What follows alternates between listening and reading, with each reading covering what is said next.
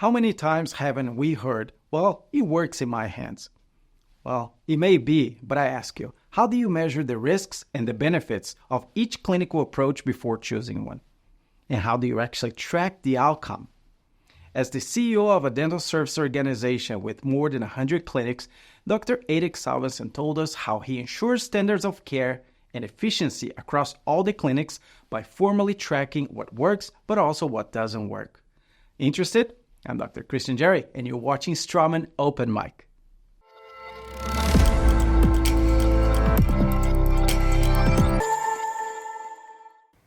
Eirik, Oris Dental has grown considerably from 1 to more than 100 clinics, and it continues to grow. It's quite a complex operation to manage. I'm curious, as of now, do you have an active tracking mechanism to trace efficiency across these different locations? Well, for sure, you always need to track important information when you are running or scaling up a business or clinics like that. So yes, we are actively tracking a lot of KPIs that we do. Important with this is that they have to have kind of an accessibility that makes it, useful in everyday work. So let's start with the one that's most obvious, which is finance. So finance and economy is a very important KPI to track.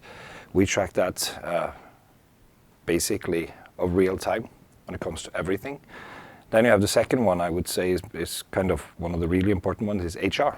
So everything within staff, everything within sick leave, everything within churn of the staff and hirement and everything, that also needs to be tracked. So we have our own dashboard with that.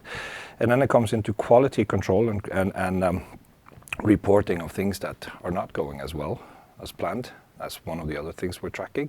And then we have everything within our M&A and buying clinics business and integration business. They're also tracked. So everything's like put into different dashboards, and they create what is the basis of information for us to do decisions on a daily basis. Well, in the end, it doesn't matter if it's a one-man show or if it's a big operation like yourself. Tracking is important because we learn to be a dentist, but in the moment we graduate and we hit the road, we become a business owner. And we're not quite well trained for that. So tracking is honestly the only mechanism that you can move yourself forward. Sure, it is. And I think this is the insight that a dentist normally needs to do. I mean, realizing that you're trained as a dentist, you're not trained as a businessman. And you might also get away with it without being trained as a businessman. But in the end, when you scale up, when you're not just yourself, somebody needs to track it for you.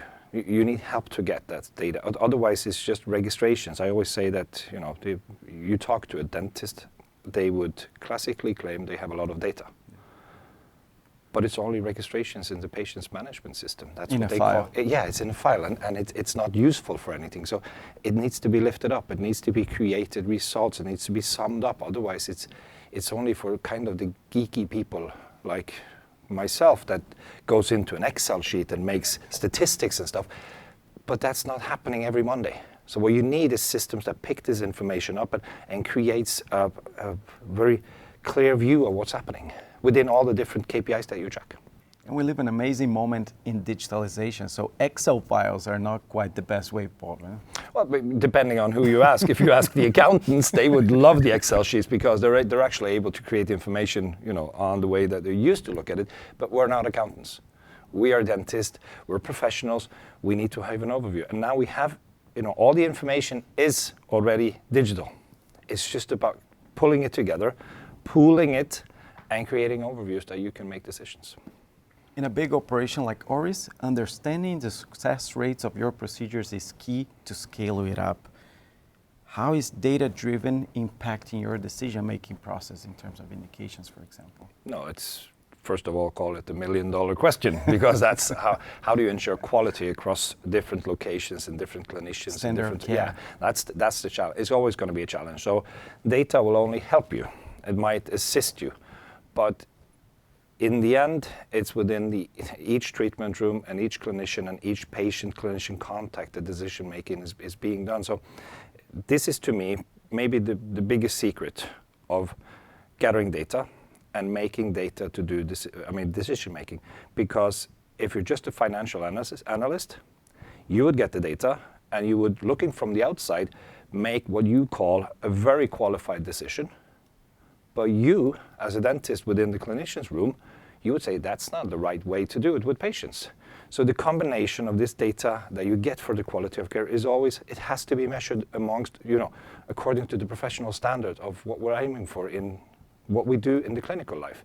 So the whole thing is we cannot use data and overviews and tracking of KPIs as the sole one data for decision making, because we have to rely it on the professional view of what we do. So we trust dentists, they're good clinicians, and we provide them with enough insights to make qualified decisions when it comes to patients. So tracking, one of the most important things for us to track when it comes to the quality of care and the standard of care, is basically how does the patient experience the quality of the care? Because those are the people that freely and voluntarily and with no other direction than they choose to use us as the provider of oral health, they should have a good experience. So I think maybe this is where people should be looking first. Ask your patients. Are they happy with the information given? Are they safe in your environment? Do they feel the quality and the knowledge level of the staff to be at an appropriate level? Or are they not respected? I understand. And shifting gears a little bit, I mean, if I'm cooking, if I come across the sugar, for example, and I see I'm running low, I put the sugar on the list and I know it's something else to buy the next run to the supermarket. But in a big operation like this, you cannot just wait until you run out of things until you buy them. So inventory management matters.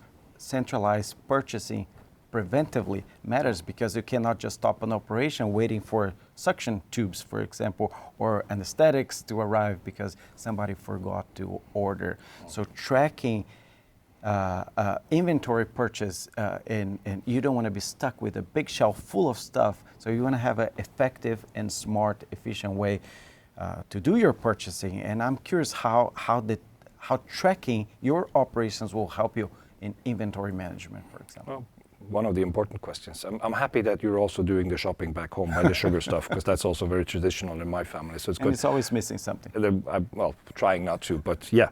No, I think this, the inventory, what we buy, once again, going back to classic clinical approach as a dentist, you would open drawers all around the clinic, you will find expired materials. This is where you see it all over the globe. It happens because there's no planning. So the first step in inventory control is basically that your producers, your manufacturers, your suppliers, they're building the dashboards for you.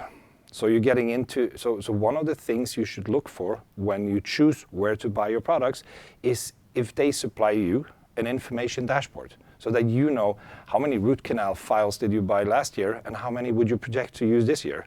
What is the type of one-time use articles that you use the most, where do you need them? And this is all, I mean, if you have historical data gathered in a systematic way, you could project and estimate what you need for the next month. And then you will have the natural flow of materials versus cost, because you don't want to build up a big storage. That's one of the things with dentistry. We're not building a lot of this called working capital. We're not using a big storage, so this is important. And when it comes to the more expensive things like implants and biomaterials and all that, really comes into play, because these are the more expensive components. And what you hate to see is that if you have a big storage of, let's say, implants or healing abutments or abutments, that you don't use them because you had a good idea that was smart to buy this based on your feelings, not based on data. I'd like to know from you, you have been one of the first users of Straumann Registry. Was it really complicated? How were the steps in your journey with Straumann Registry? It's been a development with the whole registry, but it's an easy thing.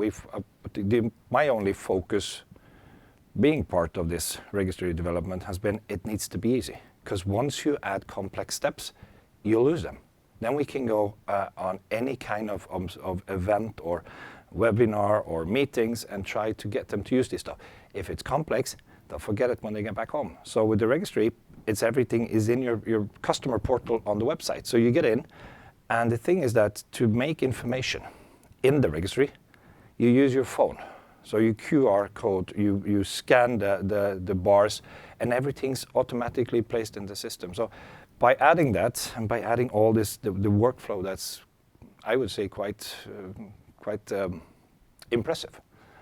It's easy to use. And when people start using it, in the beginning, it won't matter much because it will be 1 and 2 and 3 and 10 datas. But after a year, when you have 50 of these or 100 of them or 200 of them, it makes sense to look at your data again. So start doing it, train your staff to do it, because that's the most natural thing, because they also get an ownership to the whole inventory and the control and the how to plan for the next month or the next half year or the next year. So from what you're saying, you're speaking from a big operation point of view, but it makes sense from one-man clinic to a multi-clinic. Oh, yeah. You have to keep tracking. Everything. And I mean, this is, once again, I mean, data over feelings, because that helps you. Data combined with clinical knowledge will always make you, a better professional. This is the thing. We can't rely on the single part of this. It needs to be combined. So definitely on a clinician level, on a more scalable one clinic, multi-clinic, or even on a DSO level, all this type of information when it comes to implant and implant registry is really like something that I see a big potential in going forward now. So if I'm your mentee, you're my mentor, what would be the top 3 reasons why you would recommend me to track my data, and especially maybe using Straumann Registry? Well, first of all, instead of you feel. So that's basically my first one. There's no gut my feeling. Gut. No. You can't Numbers say matter. Yeah, they matter because if you use it to communicate with your patients, they will ask you about this. In the end, when they know that we can actually track data, they will ask, what is your success rate? Well, in science, it is like this, but there's a different air, there's a different substrate, as we would call the patient, there's a different clinical conditions. What is your success rate? So even for communication, it is one of the key points, as I would say, for a clinician. Third one, financial. Be smart. We're running a business. We're doing the best professional care we can do for patients, but we're also running a business. Yeah. So getting track of those data, being able to answer me what you need, what you've done last year, is something that will help you basically also earn more money. I like these 3 points: success rate, patient communication, inventory management, financials. Yeah. Eirik, once again, it's always a pleasure to have you with us at Straumann Openmic. Thanks for coming at this special edition from the ITI World Symposium in Singapore. It's good. Thank you. If you're curious about getting started with Implant Registry, check out our e-learning options by clicking on the link below. Thank you for watching Straumann Openmic.